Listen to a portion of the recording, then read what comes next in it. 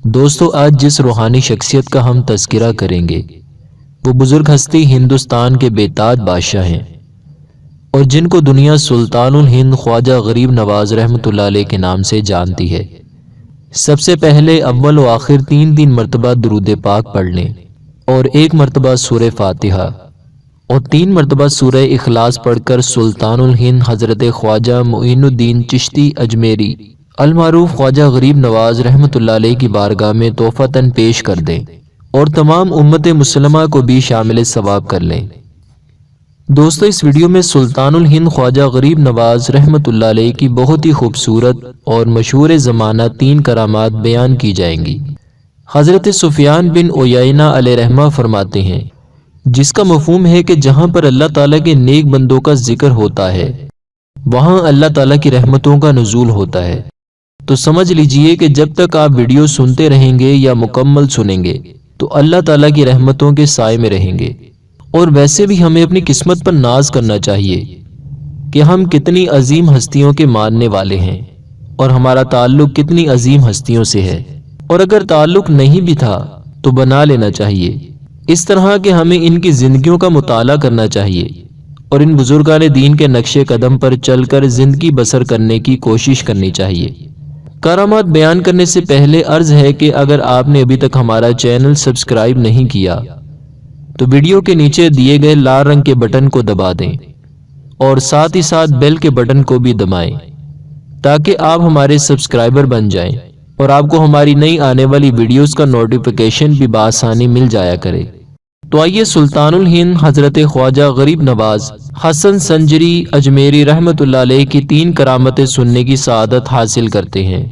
سلسلہ عالیہ چشتیہ کے عظیم پیشوا خواجہ خواجگان سلطان الہند حضرت خواجہ غریب نواز حسن سنجری رحمۃ اللہ علیہ کو مدینہ منورہ کی حاضری کے موقع پر حضور صلی اللہ علیہ وآلہ وسلم کی طرف سے بشارت ملی، اے معین الدین، تو ہمارے دین کا معین یعنی مددگار ہے، تجھے ہندوستان کی ولایت عطا کی، اجمیر جا، تیرے وجود سے بے دینی دور ہوگی اور اسلام رونق پذیر ہوگا۔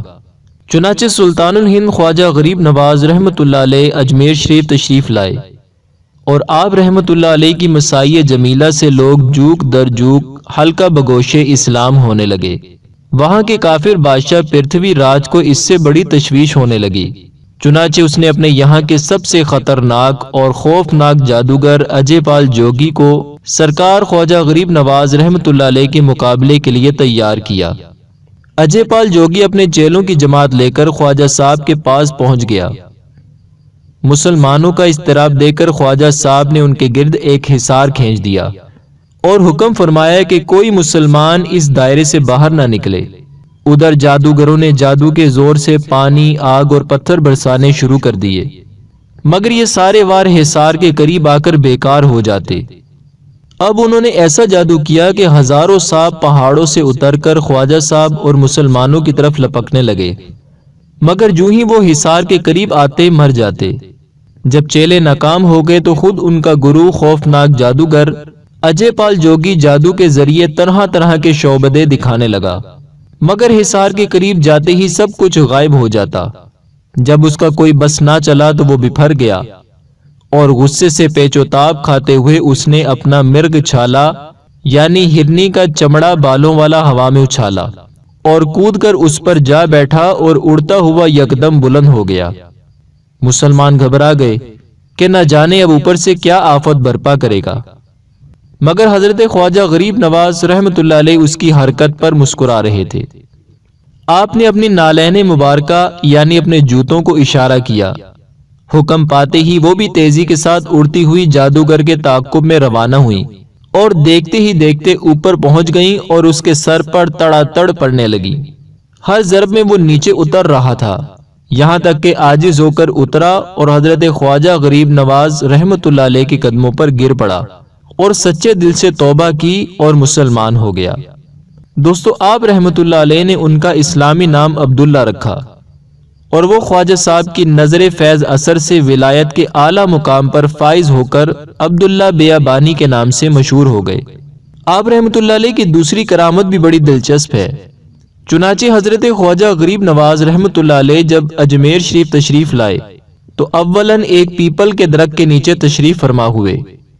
یہ جگہ وہاں کی کافر راجہ پرتھوی راج چوہان کے اونٹوں کے لیے مخصوص تھی۔ راجہ کے کرندوں نے آ کر آپ رحمۃ اللہ علیہ پر روب جھاڑا اور بے ادبی سے کہا کہ آپ لوگ یہاں سے چلے جائیں، کیونکہ یہ جگہ راجہ کے اونٹوں کے بیٹھنے کی ہے۔ دوستو، اب ولی کامل کی زبان کی تاثیر دیکھیے کہ خواجہ صاحب نے فرمایا، اچھا ہم لوگ جاتے ہیں، تمہارے اونٹ ہی یہاں بیٹھیں۔ چنانچہ اونٹوں کو وہاں بٹھا دیا گیا۔ صبح ساربان آئے اور اونٹوں کو اٹھانا چاہا، لیکن باوجود ہر طرح کی کوشش کے اونٹ نہ اٹھے۔ ساربان نے ڈرتے جھجکتے حضرت خواجہ صاحب کی خدمت میں حاضر ہو کر اپنی گستاخی کی معافی مانگی۔ ہند کے بے تاج بادشاہ حضرت خواجہ غریب نواز نے فرمایا، جاؤ، خدا کے حکم سے تمہارے اونٹ کھڑے ہو گئے۔ جب ساربان واپس ہوئے تو واقعی سب اونٹ کھڑے ہو چکے تھے۔ حضرت خواجہ غریب نواز رحمۃ اللہ علیہ کے چند مریدین ایک بار اجمیر شریف کے مشہور تالاب انا ساگر پر غسل کرنے گئے۔ کافروں نے دیکھ کر شور مچا دیا کہ یہ مسلمان ہمارے تالاب کو ناپاک کر رہے ہیں۔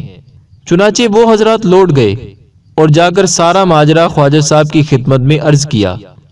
آپ رحمۃ اللہ تعالی علیہ نے ایک چھاگل یعنی پانی رکھنے کا مٹی کا برتن دے کر خادم کو حکم دیا کہ اس کو تالاب سے بھر کر لے آؤ۔ خادم نے جا کر جو ہی چھاگل کو پانی میں ڈالا، سارے کا سارا تالاب اس چھاگل میں آ گیا۔ لوگ پانی نہ ملنے پر بے قرار ہو گئے اور آپ کی خدمت سراپا کرامت میں حاضر ہو کر فریاد کرنے لگے۔ چنانچہ آپ نے خادم کو حکم دیا کہ جاؤ اور چھاگل کا پانی واپس تالاب میں انڈیل دو۔ خادم نے حکم کی تعمیل کی اور انا ساگر پھر پانی سے لبریز ہو گیا۔